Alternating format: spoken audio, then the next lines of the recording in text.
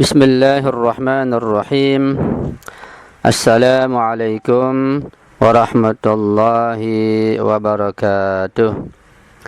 Alhamdulillahi rabbil alamin, wal aqibatu li ahli taqwa wal yaqin, wala udwana illa ala zalimin. Asyhadu an la ilaha illallah wahdahu la syarika lah, wa asyhadu anna sayyidana wa nabiyyana Muhammadan abduhu wa rasuluh. Allahumma salli ala Fatimata wa abiha wa ba'liha wa baniha wa sirril mustawda'i fiha bi'adadi ma ahata bihi ilmuk. Allahumma kun li waliyyika al-hujjati ibn al-Hasan salawatuka alaihi wa ala abaihi في هذه الساعة وفي كل ساعة وليا وحافظا وقائدا وناصرا ودليلا وعينا حتى تسكنه أرضك طوعا وتمتعه فيها طويلا برحمتك يا أرحم الراحمين. ربي اشرح لي صدري ويسر لي أمري wahlul 'uqdatam min lisani yafqahu qawli, amma ba'du. Ma'asyiral muslimin wal muslimat, ikhwani al-mu'minin wa akhwati al-mu'minat. Alhamdulillah, kita bersyukur pada Allah Subhanahu wa taala untuk yang kesekian kalinya kita bisa bertemu lewat udara dalam kajian akhlak secara rutin tiap malam Rabu. Pada pertemuan kali ini kita akan membahas tentang hak puasa dari kitab Risalatul Huquq Imam Ali Zainal Abidin. Pada pembahasan sebelumnya, beberapa pertemuan kita sudah menuntaskan pembahasan tentang hak-hak sholat. Sekarang kita masuk pada hak-hak puasa dan kita masuk juga di bulan suci Ramadan. Dan ini kajian yang cukup penting untuk kita pahami baik-baik sehingga insyaallah puasa kita menjadi berkualitas, memiliki nilai dan mendapat ganjaran dari Allah Subhanahu wa taala.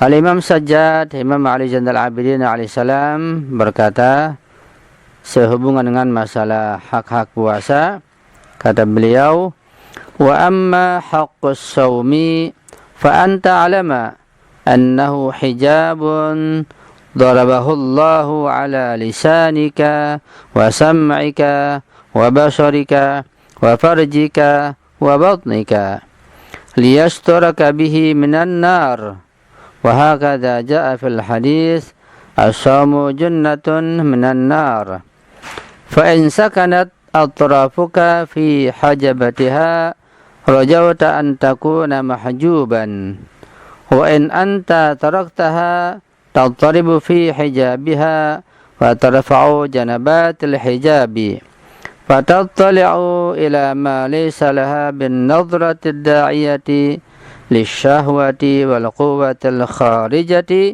an haddi taqiyati lillahi lam ta'man an takhriqal hijaba wa takhruja minhu wala quwwata illa billah. Artinya, adapun hak puasa, kata beliau alaihissalam, ketahuilah bahwa ia, yaitu berpuasa, adalah merupakan tirai, merupakan perisai dan hijab, itu penghalang yang dijulurkan di hadapan lidah, telinga, mata, kemaluan dan perutmu untuk melindungimu dari api neraka. Jadi puasa sebagai perisai, sebagai hijab, sebagai tameng agar lidah, telinga, mata, kemaluan tidak sampai berbuat dosa dengan adanya hijab dan perisai puasa tersebut. Sebagaimana dalam hadis dikatakan, puasa adalah perisai dari api neraka.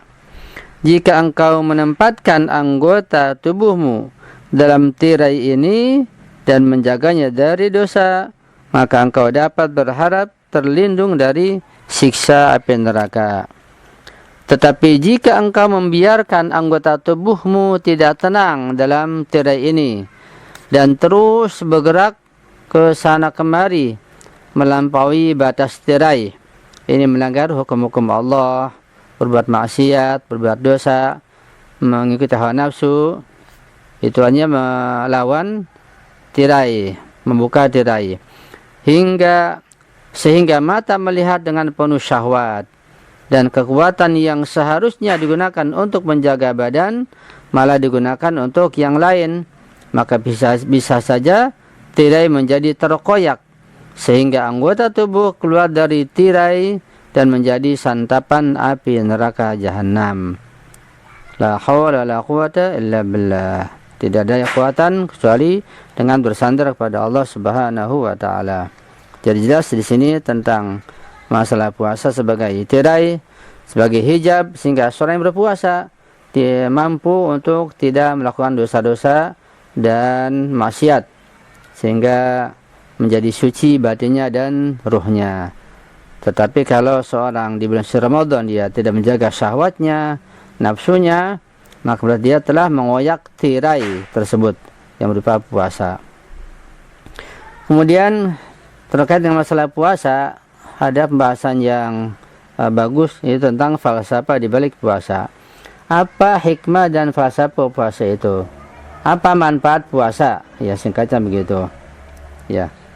Karena dosa itu biasanya dilakukan oleh manusia lewat lidahnya, mata, telinga, dan lewat perut berupa makanan atau lewat syahwat dengan melepaskan hasrat seksual. Maka Imam Ali Zainal Abidin alaihissalam menganggap bahwa falsafah di balik puasa adalah untuk menahan diri dari berbuat dosa. Imam Sajjad alaihissalam menganggap puasa sebagai hijab yang menyelubungi bagian tubuh kita yang akan mencegah kita dari keterlibatan dalam berbuat dosa. Ya. Ini manfaat puasa sangat jelas agar kita terhindar dari perbuatan dosa, maksiat, dan melanggar hukum-hukum Allah Subhanahu wa taala.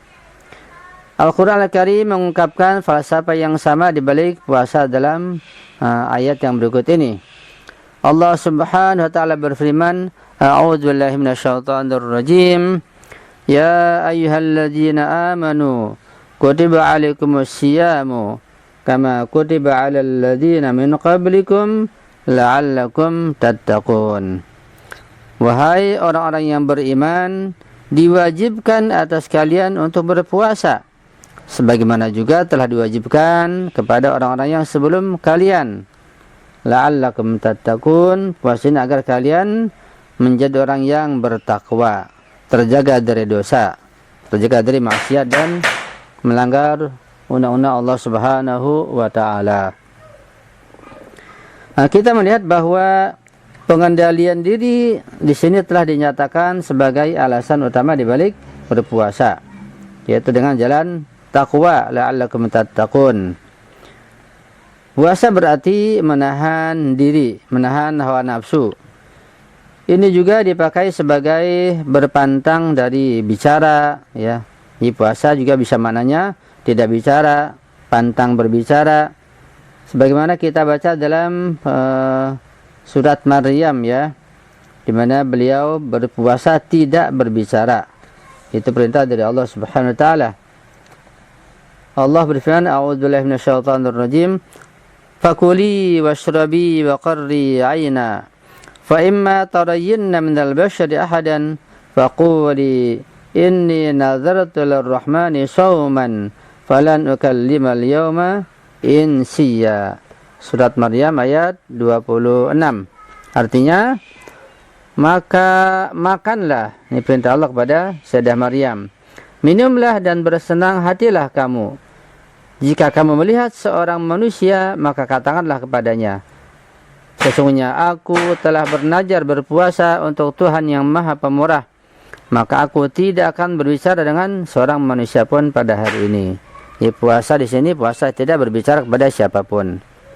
Itu salah satu pengertian dan hikmah puasa di dalam Al-Quran Al-Karim, di mana hikmah puasa itu sangat banyak sekali. baik puasa tidak makan, puasa tidak bicara, maupun tidak keluar rumah misalnya pada kondisi tertentu. Itu dianjurkan. Ketika membahayakan kita maka jangan bicara, jangan keluar rumah, dan jangan melakukan sesuatu yang membahayakan kita.